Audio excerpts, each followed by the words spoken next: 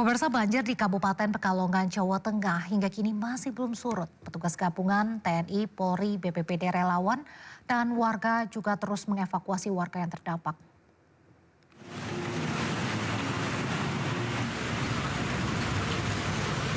Inilah proses evakuasi warga terdampak banjir di Duku Baba dan Desa Sipait, Kecamatan Siwalan, Kabupaten Pekalongan. Petugas gabungan dari Polri, TNI, BPBD, dan relawan serta masyarakat berjibaku menembus genangan air. Dengan menggunakan perahu karet, warga dievakuasi ke posko pengungsian. Sejumlah warga lanjut usia dan anak-anak terpaksa digendong petugas karena air masih tinggi. Banjir merendam ratusan rumah dengan ketinggian 50 cm hingga lebih dari 1 meter. Sebagai langkah dari tanggap darurat, pemerintah daerah menyiapkan 3 posko pengungsian seperti di Aula Kecamatan, pabrik tekstil, dan Masjid Babadan. Kapolres Pekalongan bersama Ketua DPRD Pekalongan meninjau langsung lokasi banjir. Selain memantau debit air, jajaran Forkopimda juga menyalurkan bantuan untuk warga terdampak. Kami sudah melakukan langkah-langkah dalam hal tanggap bencana ini. Diantaranya kami sudah menyiapkan posko pengungsian, ada 3 titik yang kami siapkan di Kecamatan Siwalan, kemudian di Lokatek dan juga di Masjid Babatan ini. Langkah cepat dilakukan Kapolres adalah ada bantuan untuk makan dan penyiapan dapur umum. Kemudian Dinas Pendidikan ini diupayakan kegiatan belajar nanti di rumah agar anak-anak tetap bisa belajar. Banjir di Pekalongan yang terjadi sejak beberapa hari terakhir melumpuhkan aktivitas warga. Ribuan rumah terendam hingga 1,5 meter. Sejumlah kantor pemerintahan dan layanan umum juga ikut terendam banjir. Petugas juga mengimbau warga yang tinggal di bantaran sungai untuk meningkatkan kewaspadaan, mengingat curah hujan masih tinggi dan potensi banjir susulan masih mungkin terjadi. Dari Pekalongan, Jawa Tengah, Suryono Soekarno, iNews melaporkan. Hujan deras di Probolinggo, Jawa Timur mengakibatkan puluhan desa di 7 kecamatan diterjang banjir. Ketinggian air mencapai 1 meter.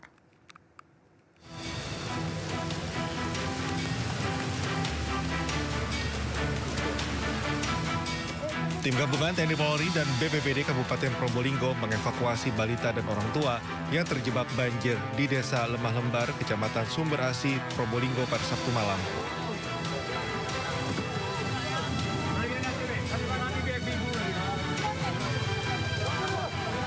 Derasnya air dan ketinggian air yang mencapai 1 meter membuat petugas menggunakan perahu karet. Sementara itu warga yang berhasil menyelamatkan diri berkumpul di titik aman. Banjir ini terjadi akibat luapan Sungai Blibis dan mengenangi 240 rumah warga.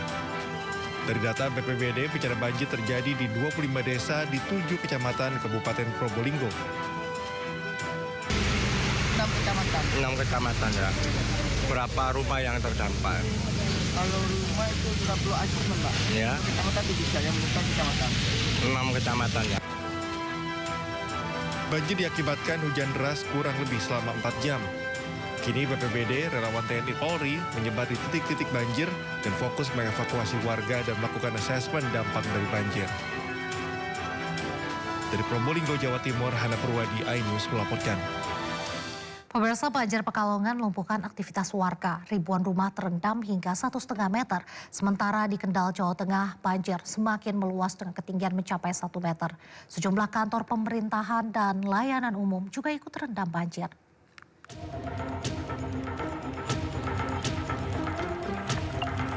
Banjir besar melanda wilayah kota dan Kabupaten Pekalongan, Jawa Tengah. Ribuan rumah warga terendam air dengan ketinggian bervariasi dan aktivitas masyarakat lumpuh total. Hujan deras yang turun sejak malam hari memicu banjir dengan genangan air setinggi 50 cm hingga lebih dari 1 meter. Air merendam permukiman warga di sejumlah titik memaksa ratusan orang mengungsi ke tempat yang lebih aman. Sejumlah akses jalan utama di kota dan Kabupaten Pekalongan tidak dapat dilalui kendaraan akibat banjir. Ratusan warga memilih mengungsi ke rumah kerabat, kantor kecamatan, hingga posko darurat yang disiapkan pemerintah setempat. Proses evakuasi hingga kini masih terus dilakukan warga bersama tim Badan Penanggulangan Bencana Daerah Kota Pekalongan. Petugas juga melakukan pemantauan ketinggian air serta bersiaga di sejumlah titik rawan bencana. Sementara banjir yang menerjang Kabupaten Kendal, Jawa Tengah belum sepenuhnya surut. Banjir justru semakin meluas. Di Kelurahan Ketapang, Kota Kendal, ketinggian air mencapai 1 meter. Hingga saat ini warga masih memilih bertahan dan berharap banjir segera surut. Selain permukiman warga, kantor Kementerian Agama Kendal dan kantor Samsat Kendal juga ikut terendam dengan ketinggian mencapai 70 cm sehingga mengganggu pelayanan kepada masyarakat. Sementara banjir yang menerjang area pertanian bawang merah di Desa Ngurenrejo, Kecamatan Wedari Jaksa, Kabupaten Pati, Jawa Tengah memaksa para petani mengambil keputusan pahit. Petani terpaksa memanen bawang merah lebih cepat dari seharusnya. Untuk menyelamatkan dari kebusukan akibat banjir hingga setinggi 1 meter, tanaman yang idealnya baru bisa dipanen 2 hingga 7 hari lagi, kini terpaksa dipetik di usia muda 45 hingga 50 hari. Kondisi ini menurunkan harga jual di bawah normal, yakni Rp28.000 per kilogram. Kerugian ganda ini menjadi beban berat bagi para petani. Tim Liputan Anyus melaporkan.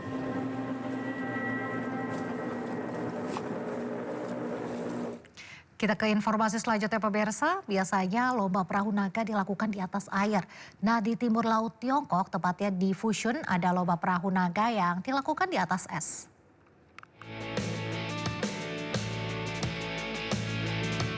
Ya, para atlet ini berlomba menyeberangi sungai yang membeku di timur laut Tiongkok, tepatnya di Fushun dalam perlombaan perahu naga. Lomba perahu naga yang biasanya dilakukan di atas air, ini berpindah ke atas es di musim dingin. Kompetisi ini merupakan bagian dari Liga Super Perahu Naga Es 2025-2026 yang diadakan di beberapa kota Tiongkok Timur Laut. Olahraga perahu naga es mengandalkan kekuatan tubuh bagian atas untuk menuju garis akhir. Kondisi es yang licin menguji koordinasi dan kerjasama tim.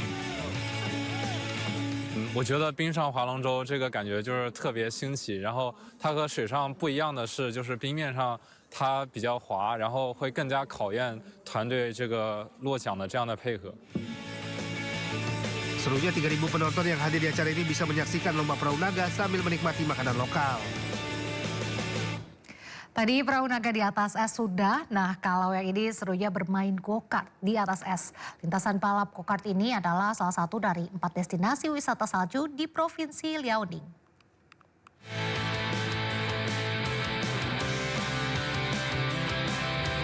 Wisatawan Fushun di Provinsi Liaoning datang berbondong-bondong untuk menikmati wahana menegangkan bermain go-kart di atas es.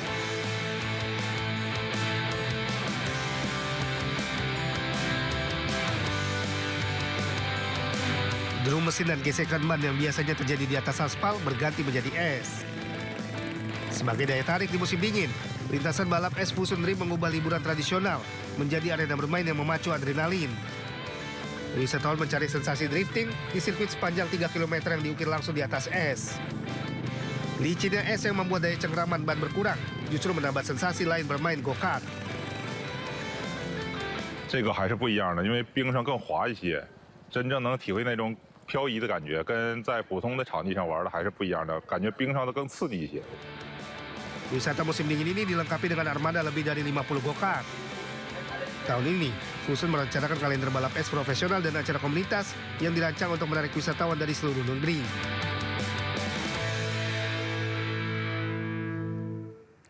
Menyuarakan dukungan kepada pemerintah Irak, ribuan warga Irak turun ke jalan masa membakar bendera Amerika Serikat dan Israel.